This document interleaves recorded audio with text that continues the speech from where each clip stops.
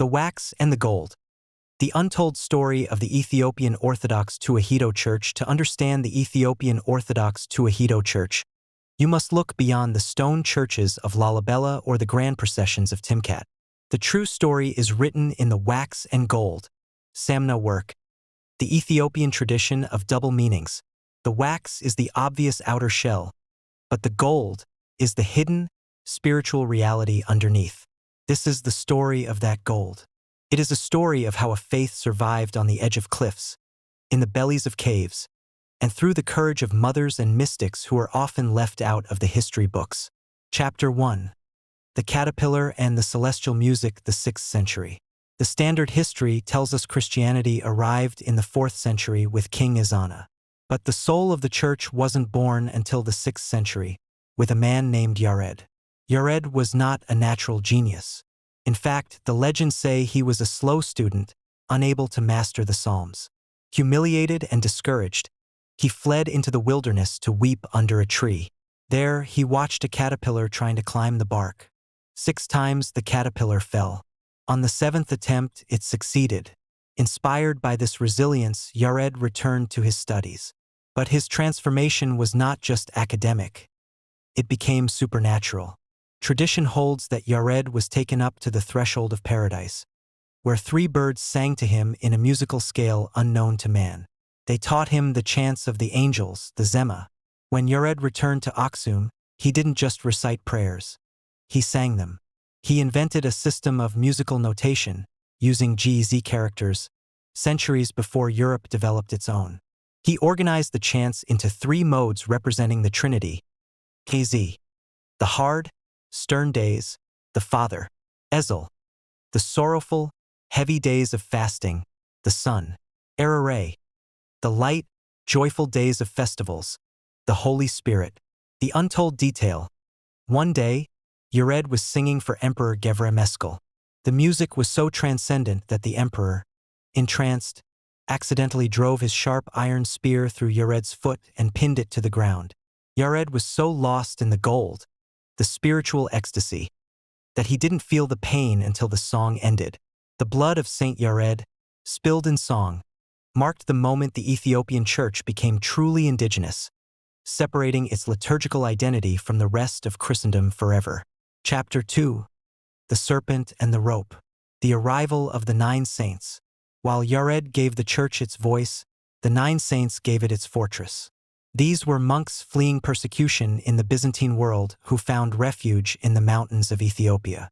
They did not build churches in valleys where they could be easily attacked. They built them in the sky. The most mysterious of these is Abun Aregawi. He sought to build a monastery on the sheer, flat-topped mountain of Debre Damo in Tigray. The cliff faces were vertical, impossible to climb. The legend. Despairing at the foot of the cliff, Aregawi prayed. God commanded a giant python, a beast usually associated with evil, to lower its tail from the summit. Aregawi grasped the serpent, and with the archangel Michael guarding him, was lifted to the top. This act symbolized the church's power to tame even the most dangerous elements of nature. To this day, Debre Damo is accessible only by a plated leather rope, pulled up by monks. It became a time capsule, untold significance. During the dark ages of war, when libraries were burned across the plains, the manuscripts of Ethiopia were hauled up that rope to Debre Damo. The oldest surviving church in Ethiopia is there, and for centuries, it was the backup drive of Ethiopian civilization. Chapter 3. The Hidden Churches of Fear and Faith. The 10th to 15th centuries. Tourists flock to Lalibela, but the untold architectural marvels are the rock-hewn churches of Tigray, Geralta. Unlike Lalibela, which was built to be a new Jerusalem on display, these churches were built to be invisible. During the decline of the Aksumite Empire and the rise of the fierce Queen Gudit, who sought to wipe out Christianity, the faithful fled to the sandstone needles of Geralta. They carved churches like Abun Yemeda Guh not just into the rock, but at the pinnacle of terrifying 2,000-foot spires. To attend Mass here requires a free climb along narrow ledges with death waiting below. Why? It wasn't just for defense. It was an extreme theology of ascent. The physical danger of the climb forces the believer to focus entirely on God. If your mind wanders, you die. It was a structural way to ensure absolute mindfulness during worship, a practice that continues today. Chapter 4. The Era of Fire, Gragon's Wars. The 16th century. In the 1500s, the church faced near extinction. The Adal warlord Ahmad Gragon, the left-handed, armed with Ottoman muskets, swept across the highlands. He burned churches that had stood for 1,000 years. The untold story here is the exile of the Arkansas. According to tradition, the priests of Aksum, foreseeing the destruction of the Church of Our Lady Mary of Zion, took the true Ark of the Covenant and fled. They didn't just hide it in a cave. They carried it south, deep into the interior, to the islands of Lake Tana. For decades, the holiest object in the faith was kept in a simple tent on the island of Tana-Kirkos. The monks there today still point to the stopover stones where the Ark rested. This period stripped the church of its gold and riches, forcing it back to its nomadic, desert roots. It was a time when the church lived entirely in the wax, hidden, poor, and on the run, while protecting the gold of the Ark. Chapter 5. The Matriarchs of Resistance. The 17th century. History books focus on emperors, but the Ethiopian church was saved by a woman, Saint Walata Petros. In the early 1600s, the Jesuits arrived from Portugal. They convinced Emperor Susenyos to convert to Catholicism. He banned the ancient practices: no more Saturday Sabbath, no more Ark reverence. A civil war of the soul began. Walata Petros, a noblewoman, abandoned her wealth and her husband to lead the resistance. She wasn't a warrior with a sword, but a theologian with a will of iron. The struggle. She traveled the country preaching against the foreign religion. When the Jesuits tried to debate her, she out-argued them. When the emperor threatened her, she told him his soul was in peril. The miracle. Legends say she stood in Lake Tana praying for days until the birds perched on her head. When the Jesuits tried to cook a meal using unclean utensils to mock Ethiopian dietary laws, she prayed, and the pot shattered. She is the first African woman known to have a book-length biography, Gattel, written about her by her contemporaries. She organized the nuns and the mothers, creating a network of resistance that eventually forced the emperor to abdicate and restored the Orthodox faith. Chapter 6. The Philosophy of Keen. The Intellectual Tradition. Finally, the untold story is that the Ethiopian church is not just a place of worship, but a school of philosophy. This is the tradition of Keen poetry. In the universities of the church, still operating in rural areas, students don't just memorize the Bible. They learn to argue. They spend hours improvising complex poetry that must follow strict mathematical rhythms. Wax and gold. A Keen poem always has two meanings. The surface meaning, wax, might be a compliment to a king or a comment on the weather. The hidden meaning, gold, is often a stinging critique of power, a theological mystery, or a deep sorrow. This intellectual training created a society where ambiguity was valued. It allowed priests to criticize tyrant kings to their faces without being executed, because the insult was hidden in the gold. It is a tradition of critical thinking that has kept the theology vibrant and adaptable for 1,600 years.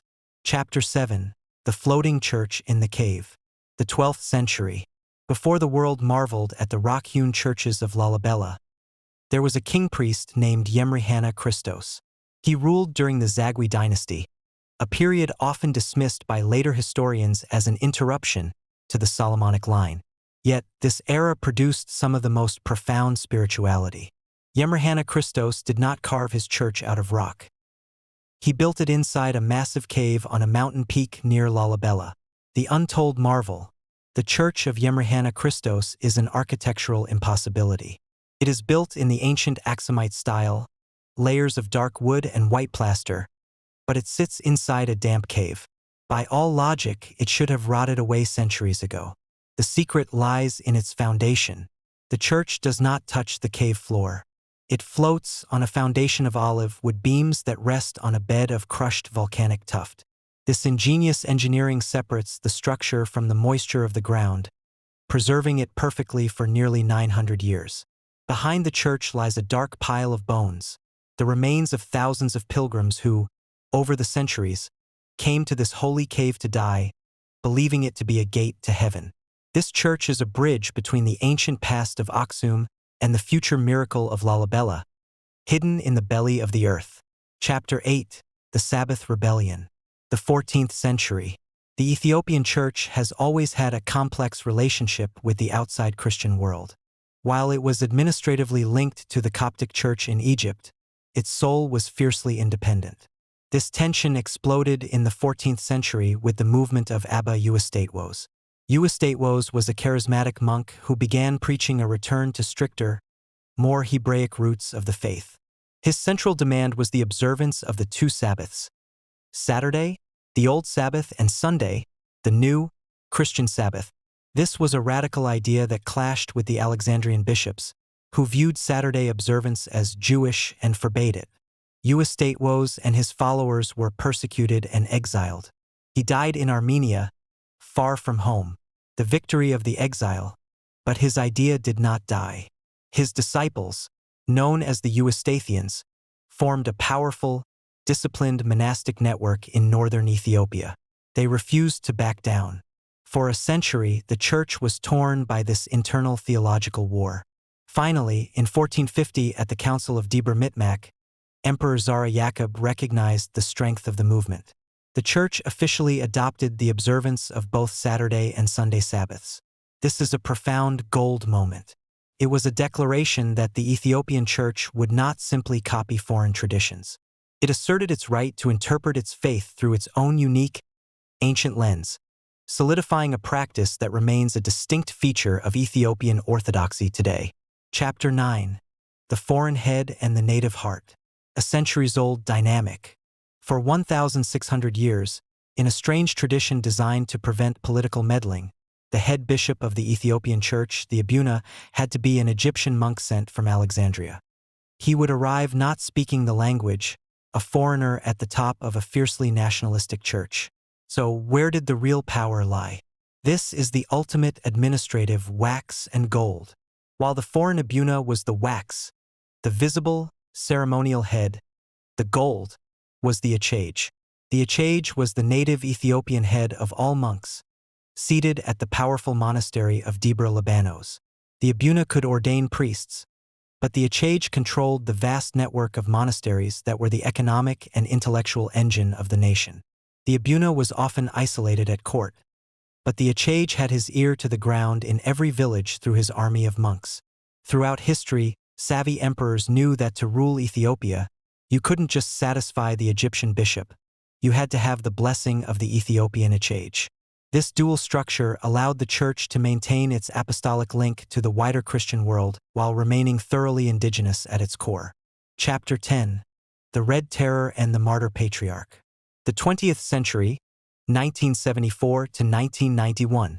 The most recent chapter of the Untold story is one of survival against modern tyranny. In 1974, the communist Derg regime overthrew the emperor. The new government was officially atheist and viewed the ancient church as a backward pillar of the old feudal order that had to be destroyed. Church lands were seized. Monasteries lost their income. Priests were mocked as parasites. It was a new era of fire, not with muskets but with Marxist ideology and Kalashnikovs. The hero of this dark age was Patriarch Abune Tuophilos. When the Derg executed former government officials, the Patriarch refused to remain silent. He issued a letter condemning the killings, declaring them against God's law. The ultimate sacrifice. In 1976, the Derg arrested him. They stripped him of his robes, dressed him in a simple tracksuit, and took him to the basement of the Menelik Palace, which had become a torture chamber. There, he was strangled to death with electrical wires and buried in a secret, unmarked grave. For years, the church had no head. It went underground. Families baptized their children in secret at night. The gold was hidden in the hearts of the believers, who kept the faith alive amid the Red Terror. When the regime fell in 1991, the remains of Abune Tuophilos were found and given a state funeral. He is revered today not just as a patriarch, but as a modern martyr who proved that even in the 20th century, the church could produce saints willing to die for the truth. Conclusion. The untold story of the Ethiopian Orthodox Church is not about a static relic of the past. It is a story of survival through adaptation. It survived isolation by building its own Jerusalem in Lalibela. It survived destruction by hiding its treasures on the cliffs of Tigray and the islands of Tana. It survived foreign conversion through the resistance of women like Walata Petros. It is a church where a caterpillar taught a saint to sing, where a snake became an elevator to holiness, and where the deepest truths are always hidden just beneath the surface, waiting for those with the wisdom to melt the wax and find the gold.